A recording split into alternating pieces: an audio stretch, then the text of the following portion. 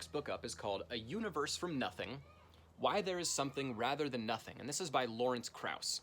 So he is a theoretical physicist and a cosmologist, and he's taught at Arizona State University, Case Western Reserve University, and Yale. So he's really well known in his field. He knows a lot about physics.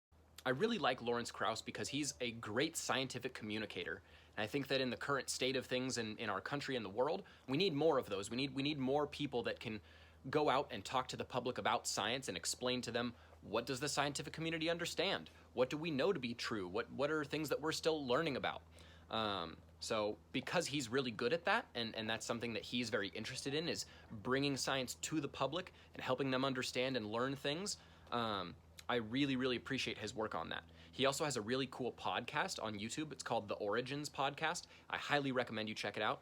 It focuses on how Krauss and other theoretical physicists have been able to determine mathematically that our universe could have literally come out of nothing. And by nothing, I don't mean like a pocket of space in... I don't mean a three-dimensional, like, box of nothing out in the vacuum of space. I literally mean nothing. Like, if it's a three-dimensional vacuum that has no particles and nothing in it, it's still space, right? It's still contained in some three-dimensional space. The book is literally referring to nothing, like the absence of anything. Empty space counts as a thing.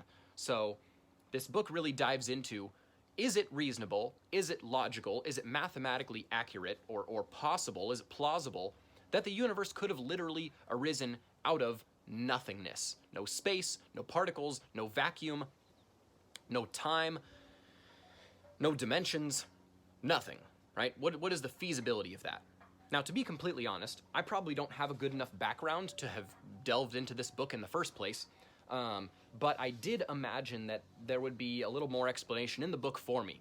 However, and I completely understand where he's coming from, the author, Lawrence Krauss, really structured this book as a book, not as a textbook. So as a scientist and somebody who likes to understand proofs and things based on a description or an example, but also understand them mathematically, because that's what things are coming from, right? They're coming from equations. There wasn't really a lot of math in this book. There's not really, besides referencing the equation E equals mc squared, I don't even know if there's any other equations in this book that are explicitly mentioned. He talks about equations, he talks about something called a cosmological constant, which is needed in their calculations, and he talks about that in the book. But there's not a lot of math. It doesn't come from a lot of math.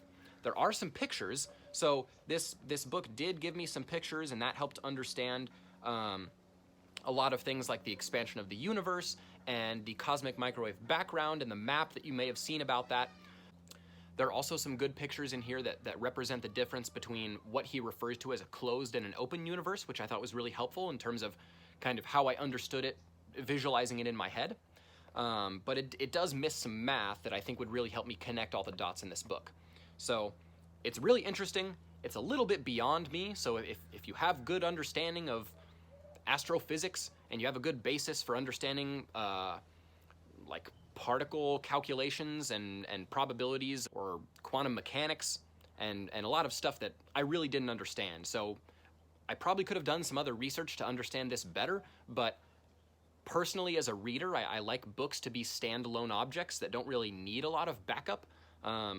So this is definitely something that I'm going to have to go back and look at again, probably with either other calculations in front of me, or I'm going to need to have gone through looking at those calculations and those equations before.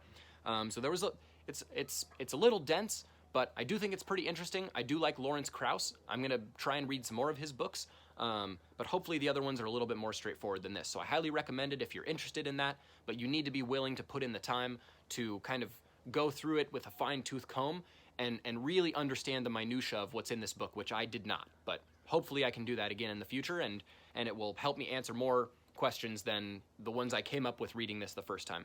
But it is a good book.